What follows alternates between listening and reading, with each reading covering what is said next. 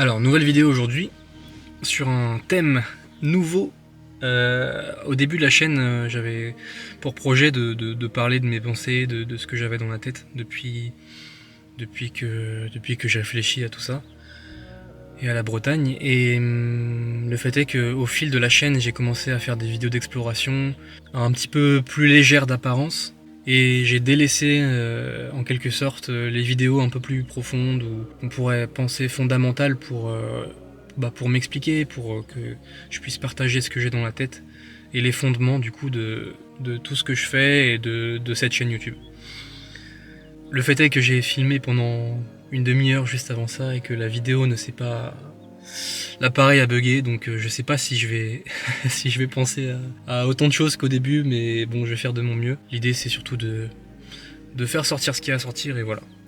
Aujourd'hui je vais parler d'un phénomène, je vais parler de l'image en Bretagne. L'image c'est un petit peu tout ce qui est relatif à la vue, et donc quand on est un étranger et qu'on vient en Bretagne, bon, il y a l'image que la nature a créée, a façonnée, les paysages, la faune, la flore et tout ça, la lumière. Et il y a aussi ce que les Bretons ont créé. Et ça, c'est très important aussi, si on veut parler d'un peuple breton, c'est que peut-être que les Bretons ont aussi un esprit créatif. Et du coup, c'est ça qui nous intéresse plutôt aujourd'hui, c'est les images que les Bretons créent aujourd'hui. C'est les images que les Bretons mettent en avant pour les étrangers, pour les touristes, et c'est les images que les Bretons créent pour eux-mêmes, pour le sentiment d'être, et pour le sentiment de survivre en fait au monde nouveau qui est en train de se créer, qui est en train de prendre en puissance de plus en plus chaque année. En termes d'image, on peut parler de ce qu'on peut trouver dans les boutiques par exemple, dans les boutiques, dans les vitrines de villes ou de villages. Quand on explore la Bretagne et qu'on va dans nos villes, on voit beaucoup de choses à travers les vitres. On voit beaucoup de choses. Les anciens ont laissé beaucoup d'images. En vérité, c'est la plupart des images qu'on retrouve en Bretagne aujourd'hui, ce sont des choses qui ont été faites avant, dans le passé. Que ce soit les chapelles du XVIe, du XVIIe siècle, que ce soit les statues en bois des anciens sculpteurs, que ce soit les maisons, l'architecture. Tout ça en fait façonne le paysage visuel en Bretagne et fait que la Bretagne est appréciée d'un grand nombre de personnes.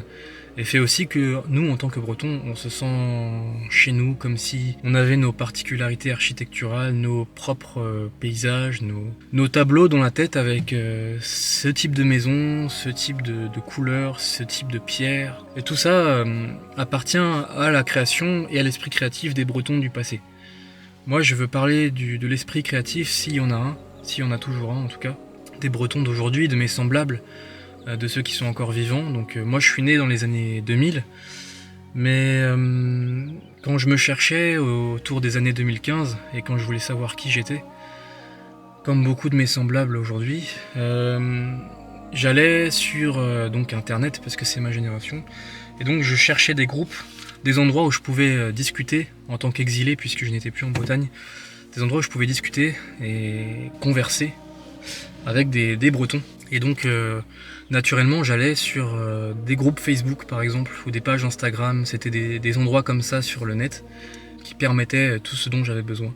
Et pourquoi je vais parler de ces sites internet, de ces communautés virtuelles, c'est parce qu'elles sont l'usine d'une importante création d'images autour de la Bretagne, autour du sentiment d'être breton.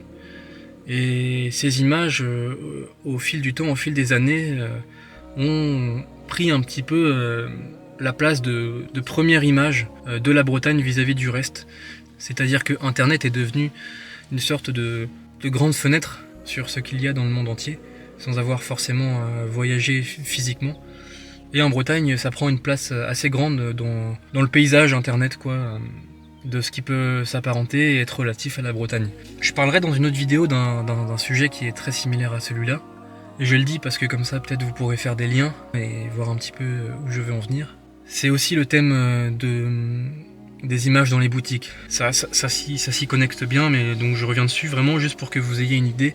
Peut-être que vous voyez un peu mieux ce que je veux dire quand je parle des boutiques. Les boutiques de souvenirs, tout ce qui s'apparente tout ce qui est lié au tourisme. La question quand un touriste vient en Bretagne, c'est qu'est-ce que je vais trouver, qu'est-ce que les Bretons ont créé pour moi, et qu'est-ce que je vais pouvoir acheter, qu'est-ce que je vais pouvoir garder comme souvenir.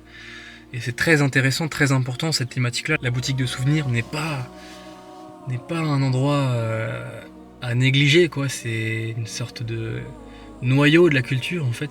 Parce qu'aujourd'hui en Bretagne, en termes de création, ça tourne énormément autour du tourisme, en fait pratiquement qu'autour du tourisme. Et dans ces boutiques, vous avez encore une fois des images. Donc là, je parle par exemple de ce qui est floqué sur des t-shirts, par exemple. Ce sont des phrases la plupart du temps.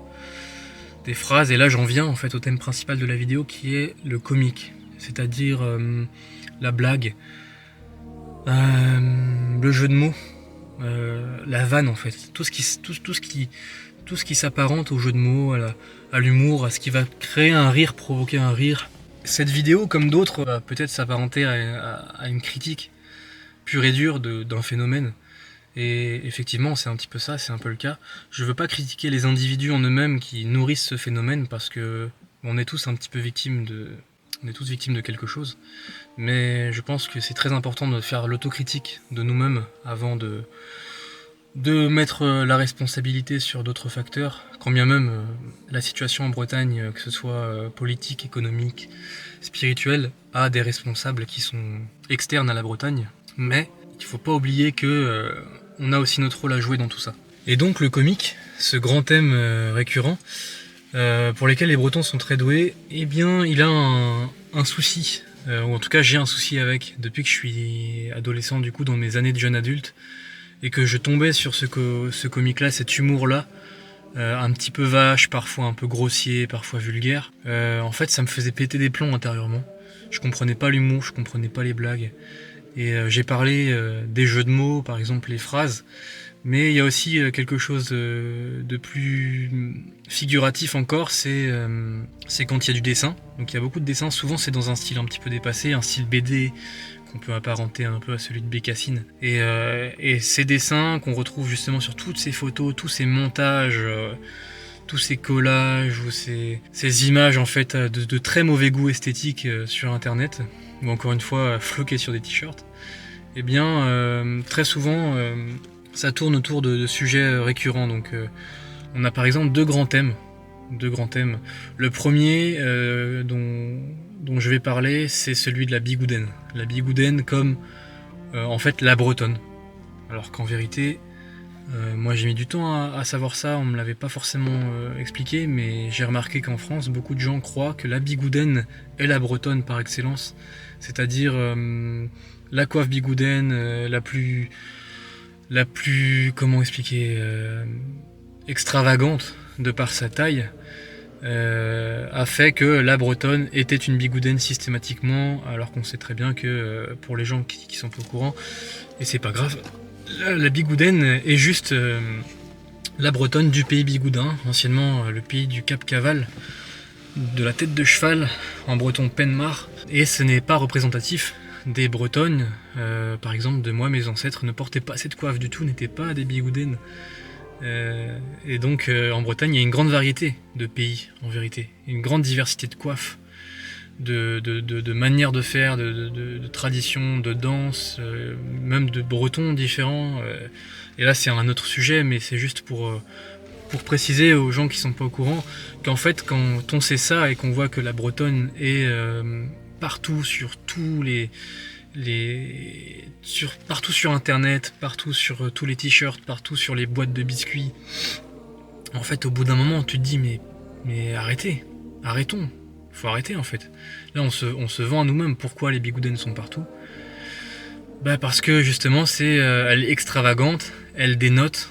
Donc la coiffe haute, qui n'est d'ailleurs pas la coiffe bigoudaine depuis toujours, en fait c'est la coiffe la plus récente, mais anciennement c'était une coiffe tout aussi joliment brodée, mais beaucoup plus basse. Celle qu'on connaît, en fait, je crois qu'elle a même pas 100 ans. Elle a même pas 100 ans. Et ce que je voulais dire justement, c'était que il faut qu'on arrête de rendre aux touristes et de donner aux touristes tout ce qu'ils veulent manger. Nous ne sommes pas ce que les touristes veulent qu'on soit. Et ça, c'est le fondamental un peu de toute la réflexion que je vais avoir sur cette chaîne, enfin que j'espère développer sur cette chaîne.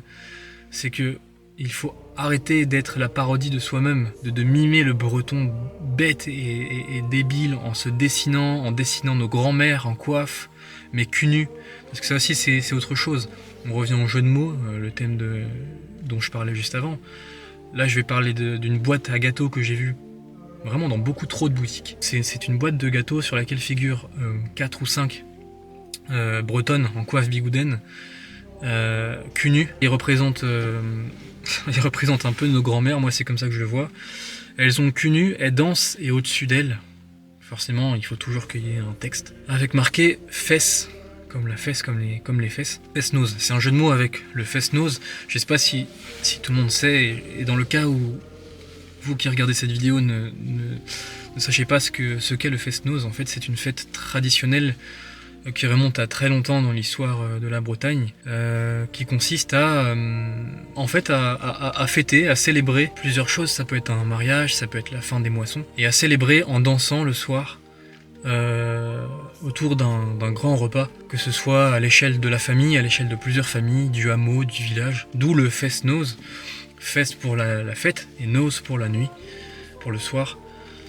Et donc voilà, ça c'est le classique, c'est-à-dire qu'on va prendre un terme ou un mot en breton, une phrase en breton, donc en langue bretonne, en langue celtique, qui n'a pas rapport avec la langue latine qu'est le français, et on vient prendre un mot du breton, qui a son histoire, un mot qui est chargé d'histoire, qui est chargé de sens, d'étymologie, qui n'a d'ailleurs pas été toujours écrit pareil, prononcé pareil, puisqu'il y a un vieux breton, un moyen breton, un ancien breton.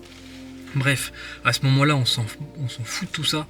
On prend le mot, et parce que ce mot ressemble à un autre mot en français, qui pourrait, si on le remplaçait, prêter à une situation comique, eh ben on le fait. On y va, c'est parti. Donc fest devient fesse. C'est comme si le français avait aussi une supériorité sur le breton à ce moment-là. Je sais pas comment expliquer ça, c'est un peu compliqué, mais le breton ne se suffirait pas à lui-même en fait. Pourquoi on fait pas des blagues en breton tout simplement, et on les explique, on les traduit. Mais cette manie d'aller prendre un mot français et de le foutre par-dessus un mot breton parce que phonétiquement ça y ressemble, même à 16 ans quand j'y allais ça me foutait la rage. Je comprenais pas pourquoi, je me disais mais c'était de la merde putain, je me disais mais...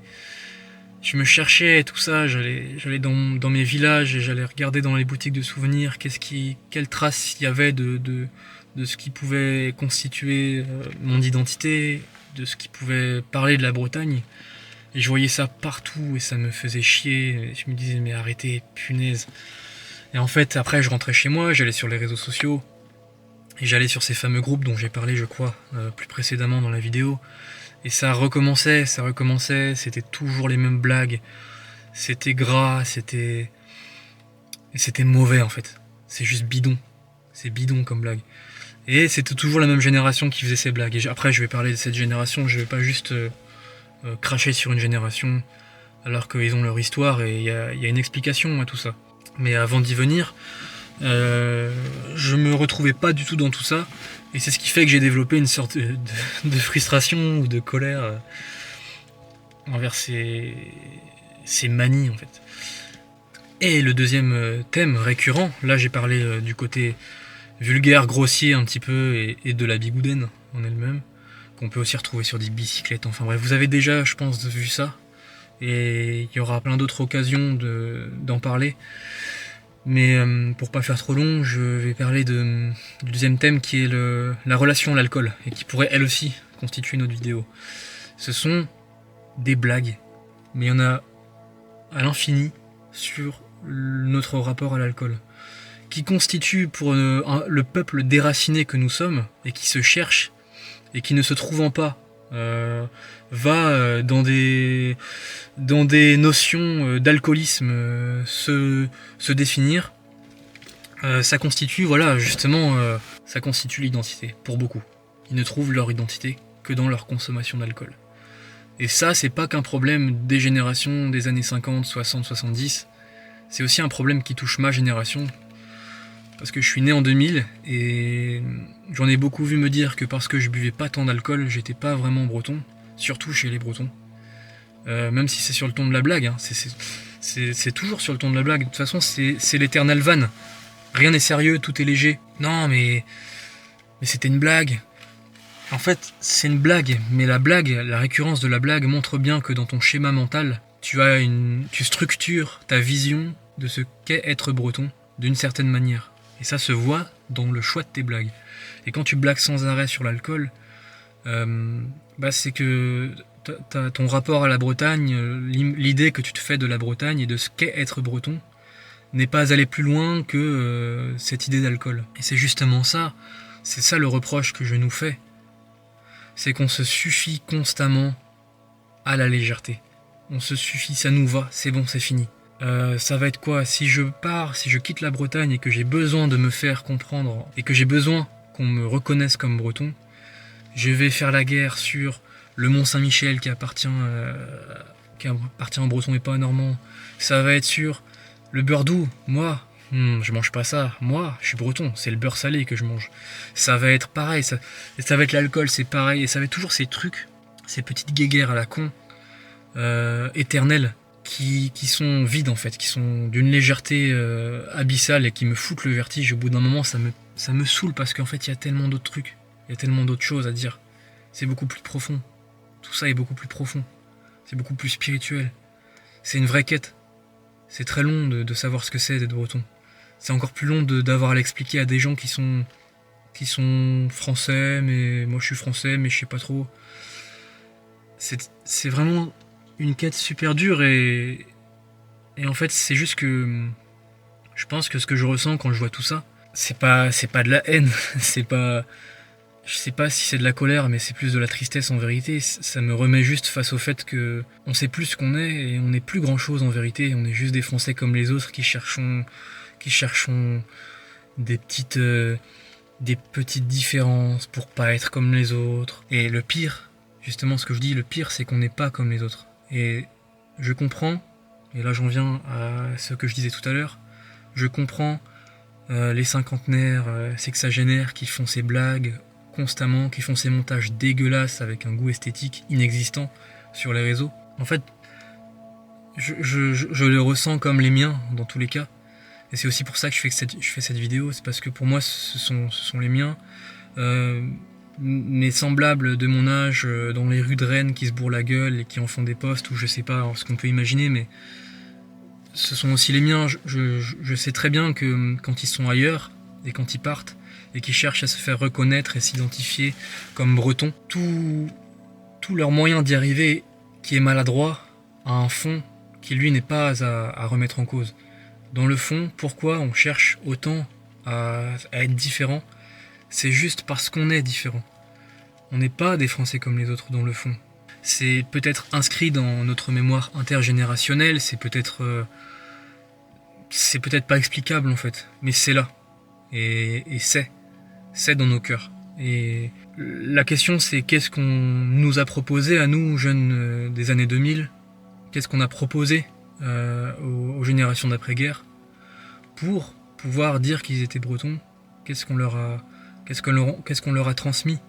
Et quand on s'intéresse à l'histoire, on se rend compte qu'effectivement il y a un passé de transmission très très dur en Bretagne qui pourrait nécessiter aussi une vidéo très très longue. Bref, c'est juste pour dire qu'il y a une explication à tout ça et que moi je parle du phénomène et que je ne veux pas juger mes semblables sur leur maladresse.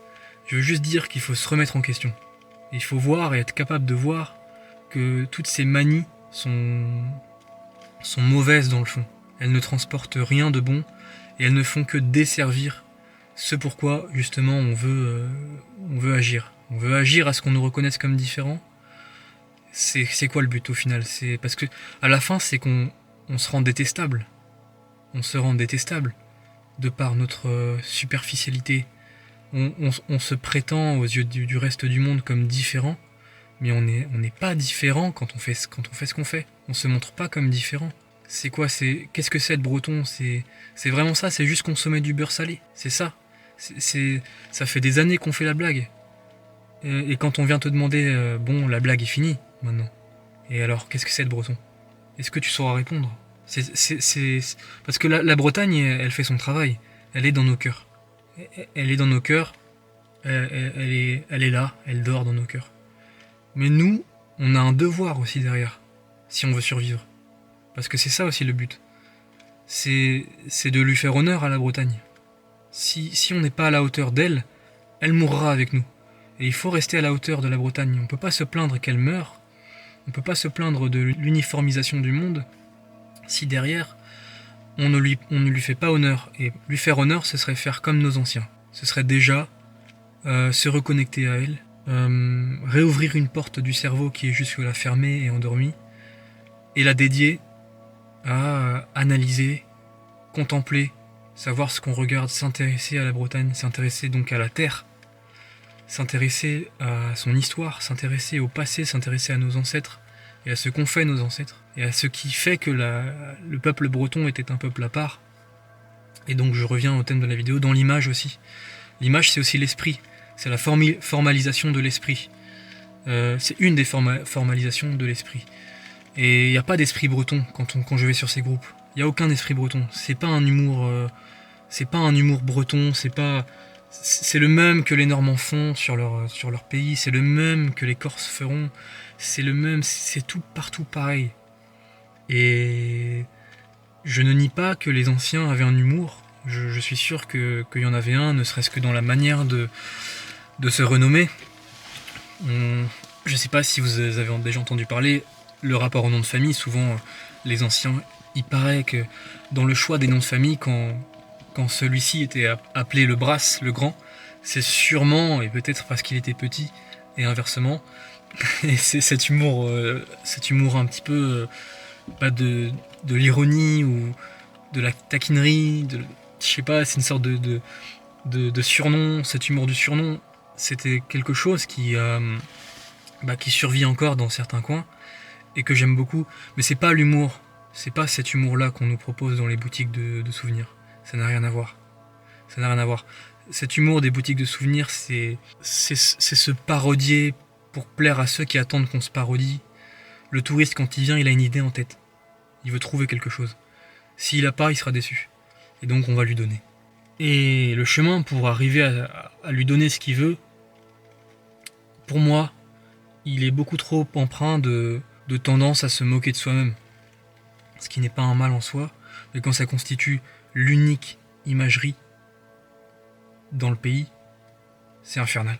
C'est vraiment infernal. Parce qu'il y a tellement à dire, tellement à faire, et parce qu'il y a une richesse mythologique, une richesse de formes, de motifs. Il y a des discours aussi sur lesquels être en Bretagne pourrait permettre d'être plus clairvoyant. Il y a des thèmes qui pourraient être abordés de belle manière, de manière sobre, de manière digne. Mais en fait, non. Non, il y a aussi une sensibilité. Il y a une sensibilité aussi. Surtout. Et dans toutes ces images qui inondent ce paysage-là, il n'y a aucune sensibilité. Cet humour, il est pourri, quoi. Il est pourri. C'est la seule chose, en fait, que j'ai de différent avec mes semblables d'autres générations. C'est que le fait est que pour eux, c'est drôle, en fait. Ça les fait rire. Et ça, je peux pas aller contre ça. Parce qu'ils sont sincères avec eux-mêmes. Ça les fait marrer. Et c'est pour ça qu'ils créent ces images aussi. C'est parce qu'ils ont besoin de se réunir autour d'une même blague, etc. Mais sachez quelque chose, c'est que ça vous rend détestable, en fait. Et ça nous rend tous détestables aux yeux du reste. Il suffit juste de voir quelques commentaires par-ci par-là, sous des commentaires de publications, dans des forums. Il y a ce truc-là je pense que les gens en ont marre d'entendre les Bretons crier partout sur tous les toits, encore une fois, qu'ils sont différents et qu'ils ont quelque chose en plus, mais de pas voir quoi. Ils cherchent, en fait. Ils disent, mais arrêtez avec vos histoires de Queen Amand. Vous en parlez tout le temps. Vous en parlez tout le temps. Ok, on a compris que c'était plein de beurre et de sucre. Et c'est ça votre fierté. C'est que c'est le Queen Amand, il y a plein de beurre, il y a plein de sucre. C'est pas bon pour la santé, ça vous fait marrer. C'est l'alcool, la consommation d'alcool vous fait marrer aussi. C'est l'alcoolisme, c'est pas un problème, c'est ça votre fierté. Et puis il y a aussi le problème esthétique à tout ça, parce que je fais de l'art, en fait, j'aimerais faire ça toute ma vie. Et je parlais du dessin, du style de dessin tout à l'heure. de ce genre d'images.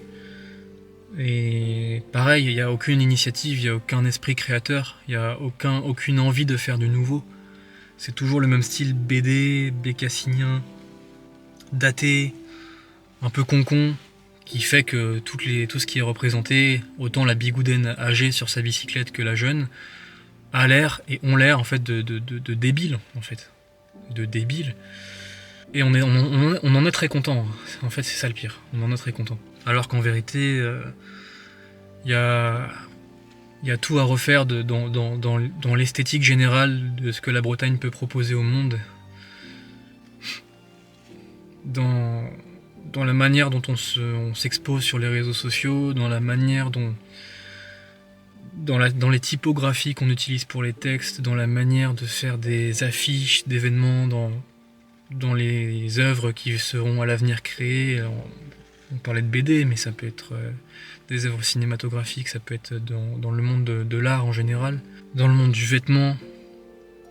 Et en fait, floquer des phrases sur des t-shirts mal taillés, les mêmes t-shirts que tu vois partout probablement cousus très très loin sur la planète. C'est...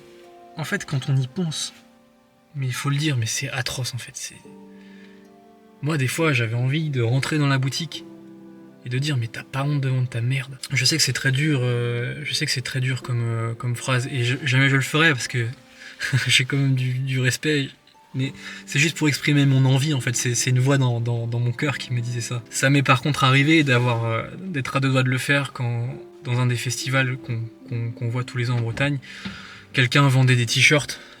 Pour le coup, c'était pas des t-shirts unis et juste avec des phrases à la con floquées sur la pluie ou des trucs comme ça.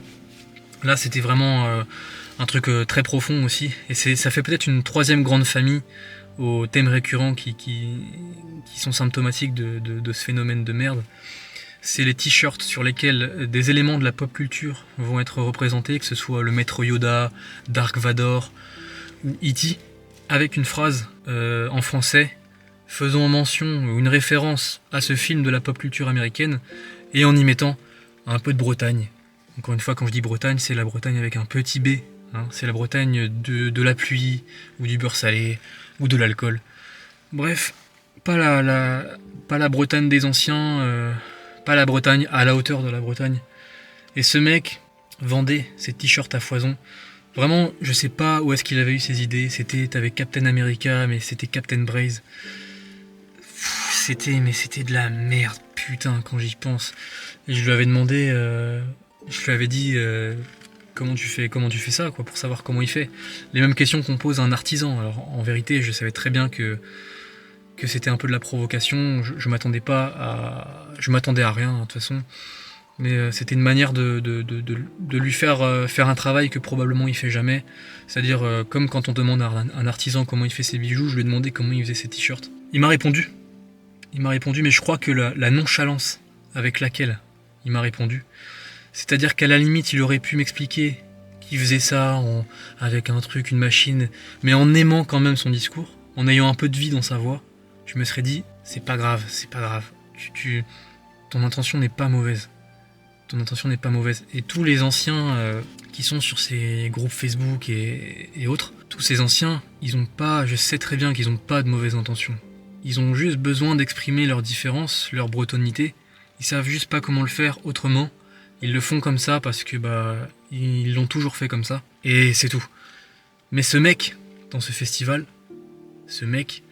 n'avait pas de vie en lui. Il n'y avait pas de vie dans sa voix. Il n'était animé par rien autre que par ce qu'on pouvait imaginer, c'est-à-dire l'appât du gain, vendre sa merde dans une des grandes rues de la ville, et pas un sourire. Je sais pas, j'avais envie de foutre le feu à sa cabane. En vérité, j'avais envie de foutre le feu à sa cabane, mais je le voyais, il était là, il me répondait avec nonchalance, et je voyais tous ces t-shirts de merde, avec des Gonadus sur le casque de Dark Vador, et je me disais, mais putain, c'est ça que t'es en train de faire, mais t'es en train de prostituer mon pays. Tu fais tous les jeux de mots que tu veux comme ça, avec des notions qui prennent aux tripes des milliers de personnes. J'ai des flashs de mes anciens, de vieilles photos en noir et blanc, de tous ces noms de famille que j'ai pas connus, ces manières de penser, cette langue que je sais même pas parler moi-même. Et t'as ce mec qui vient prendre le mot braise, le foutre sur des phrases à la con, avec Yoda en grand dessus. J'ai même pas envie de vous retrouver le jeu de mots, je l'ai oublié, et c'est pas pour rien que je l'ai oublié. Il est là, il fait son pognon, et il me répond à moi, comme ça, avec nonchalance. Il est en train de me dire, ouais non, je m'en branle, moi je fais juste mon fric. Dans un monde sain, je lui retourne sa boutique, parce qu'il y a une dignité à avoir. Tu peux pas faire du fric sur n'importe quoi. S'il y a un monde où tu peux faire du fric sur n'importe quoi, c'est qu'il faut se poser des bonnes questions. Le pire de tout ça, c'est que je suis même pas étonné, bon, le moment où j'y étais, c'était tard le soir, mais je suis même pas étonné que ce mec vendait beaucoup. Je serais pas étonné que ce mec vendait aux Bretons. Je serais pas étonné. Même moi, on m'a déjà offert, des gens de ma famille m'ont déjà offert ce genre de t-shirt. Plus jeune. Parce qu'elle pensait bien faire, parce que c'est tout ce qui nous reste en fait. C'est tout ce qui nous reste. Et j'ai vraiment envie que cette chaîne YouTube un jour, et j'espère que j'aurai le temps et l'énergie pour le faire, j'ai vraiment envie que la vidéo que je suis en train de faire maintenant, et toutes celles qui vont suivre et qui ont un ton assez négatif et dur, soient minoritaires. J'ai envie de présenter de belles choses, de présenter tout ce qu'on va pouvoir créer pour contrer ce phénomène de merde. Malgré mon ton, j'ai beaucoup d'espoir et il suffit juste d'être devant le paysage que je filme. Alors avec la buée, je pense qu'on voit pas trop. Mais toutes les images que vous avez vues dans la vidéo, tout au long de la vidéo, si j'ai sorti la caméra et que j'ai appuyé sur REC, c'est parce que j'étais touché au moment où j'avais envie de le faire. Et parce que la Bretagne, là, qui est là, elle a vraiment beaucoup à dire. Elle a des tas d'histoires à raconter.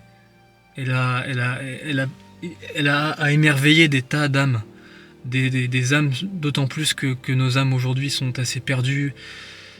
Elles sont grises, elles sont dans un tourbillon constitué de plein de sources de problèmes.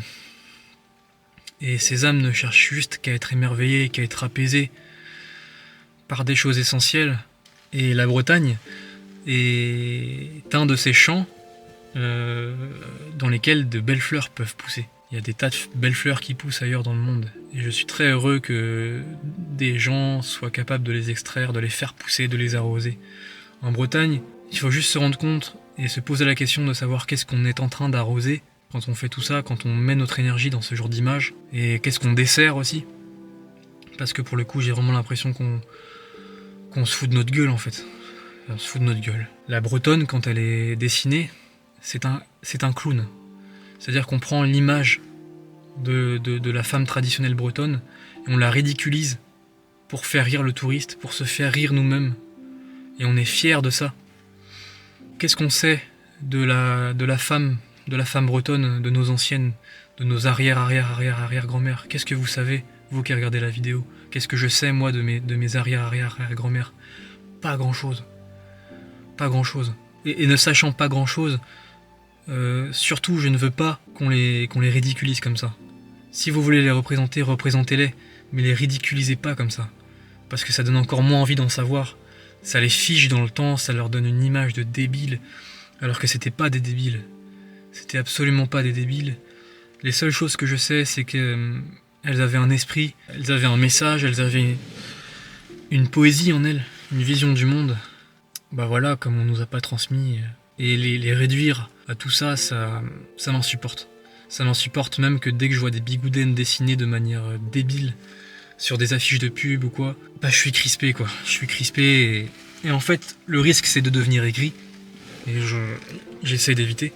Même si on peut avoir l'impression que je suis un putain d'aigri dans la vidéo.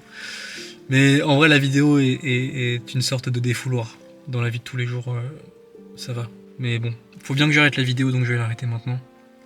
Je sais pas si j'ai conclu parce que je voulais conclure, mais c'est pas grave, j'ai parlé. Et donc il y aura d'autres vidéos de toute façon. Je veux pas m'en prendre aux individus. C'est plutôt au phénomène, et on est tous victimes de ce genre de phénomène. Moi, ce que je veux surtout, c'est que on se remette en question. Pas d'autoflagellation, de toute façon, c'est pas le but non plus. Et surtout de faire. Plutôt que de critiquer, de voir ce qui est pas bien. Faites des choses bien. Et le reste est secondaire.